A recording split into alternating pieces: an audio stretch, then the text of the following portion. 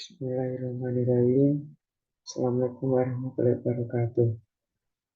Sebelumnya, perkenalkan nama saya Riko Dwianto dengan NIM 2001-01142 kelas SI 20A3. Di sini saya akan menjelaskan hasil kerja ujian akhir semester saya, yaitu menjelaskan workflow dan integrasi. Di sini yang saya jelaskan adalah workflow CPU. Pertama yaitu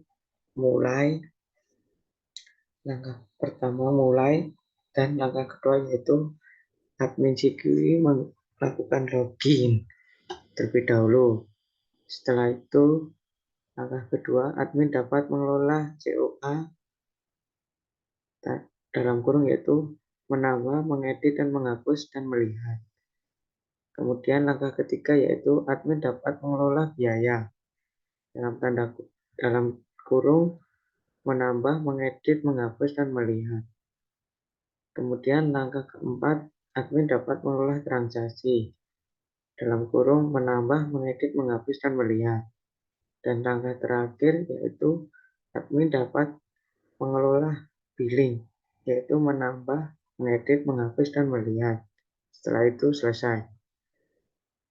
Kemudian saya akan menjelaskan workflow Simpek.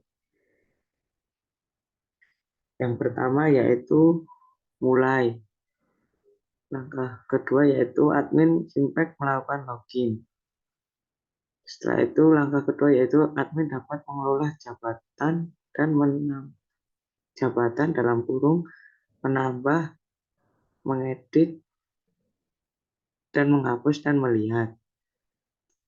Langkah berikutnya yaitu admin dapat mengelola pegawai, yaitu bisa menambah, mengedit, dan menghapus, dan melihat. Langkah terakhir yaitu admin dapat mengelola riwayat jabatan dan menambah, mengedit, dan menghapus, dan melihat.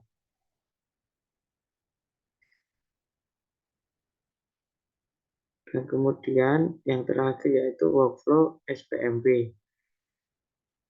Yang pertama yaitu mulai. Langkah berikutnya create akun admin, membuat akun. Setelah membuat akun, admin dapat memverifikasi email. Setelah memverifikasi email berhasil, admin dapat login. Setelah berikutnya yaitu langkah itu admin dapat mengelola role, yaitu bisa menambah, mengedit, dan menghapus, dan melihat.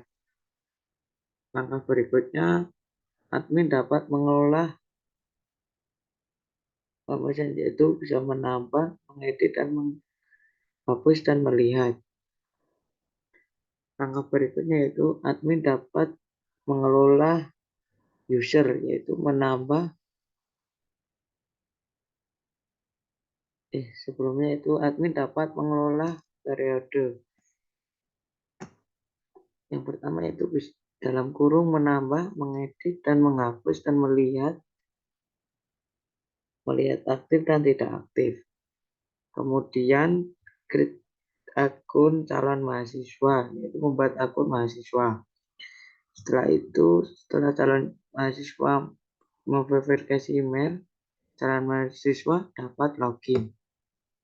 Setelah login, admin dapat mengelola user, menambah, mengedit, menghapus, dan melihat.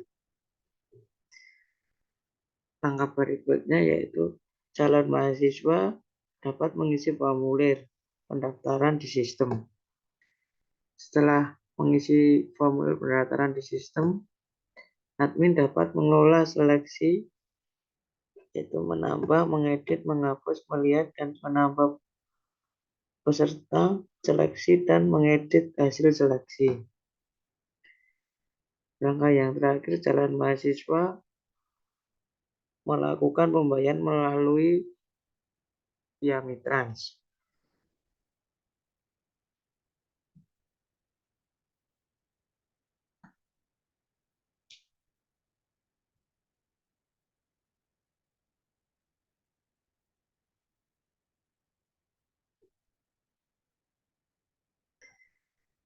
Berikutnya yaitu workflow Siakat. Langkah pertama yaitu mulai. Setelah mulai, calon mahasiswa mendapatkan billing pembayaran. Setelah melakukan pembayaran, calon mahasiswa memilih metode pembayaran. Setelah memilih metode pembayaran, calon mahasiswa melakukan pembayaran.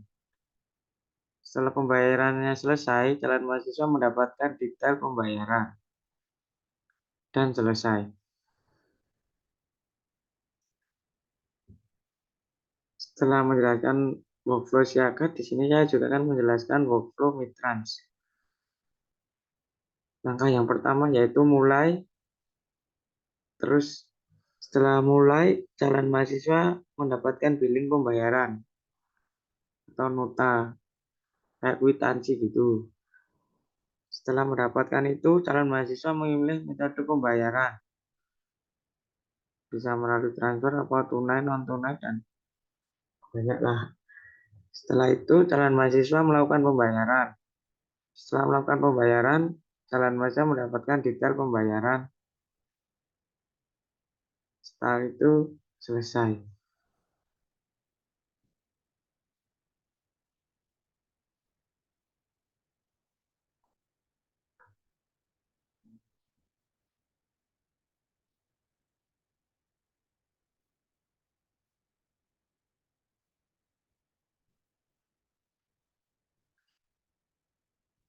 Yang berikutnya yaitu Neofeeder.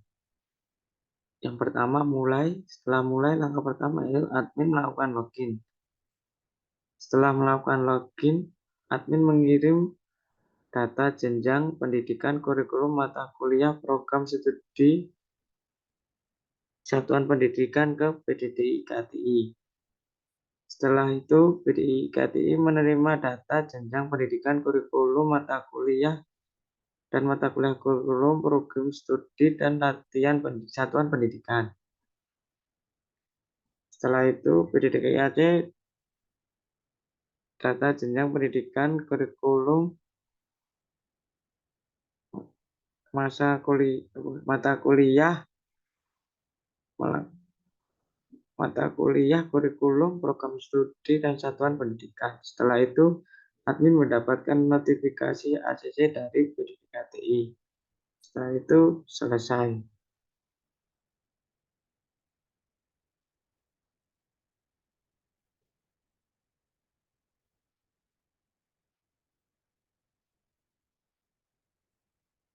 Dan berikutnya saya akan menjelaskan tentang integrasi antar aplikasi. Yang pertama yaitu integrasi aplikasi SMPB dan SIAKAD menggunakan teknik integrasi database,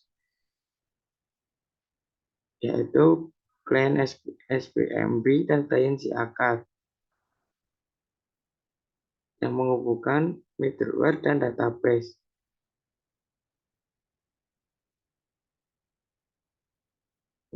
Bisa dilihat seperti itu, yaitu klien SPMB dapat merequest dan diterima oleh middleware dan diteruskan ke database. Setelah itu database akan meneruskan ke middleware dan kembali ke data klien SPMB. Nah, seperti itu contohnya.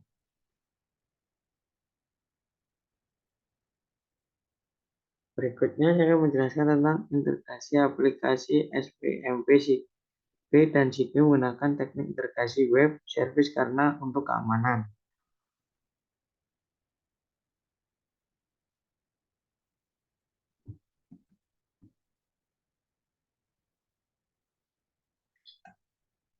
Yaitu database SPMP akan dikirim ke service SPMP dan diteruskan ke web service. Lalu dikirim ke middleware, dikirim ke CQ user melalui middleware dan diteruskan lagi ke service SQI dan dikirim lagi ke database SQI. Setelah dikirim ke database SQI akan kembali ke server SQI dan SQI user SQL, SQL user akan kembali ke web service dan akan kembali ke SPMB, di server SPMB lagi. Mungkin seperti itu, bisa dilihat gambarnya. Lalu saya menjelaskan tentang integrasi SQL dan Mitras. Yang pertama ada database SQL. SQL lanjut ke server SQL. Mungkin bisa lebih dilihat gambarnya seperti itu. Yang, ke, yang terakhir yaitu integrasi Siaka dan no, Weather. Yang pertama yaitu database Siakat akan dikirim ke server Siakat.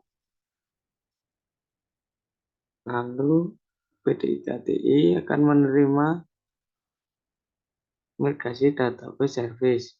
Lalu NeoFeeder.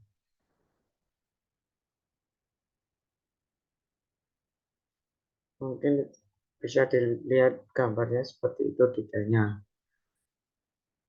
Mungkin itu yang saya bisa jelaskan. Kurang dan lebihnya mohon maaf. Sekian. Assalamualaikum warahmatullahi wabarakatuh.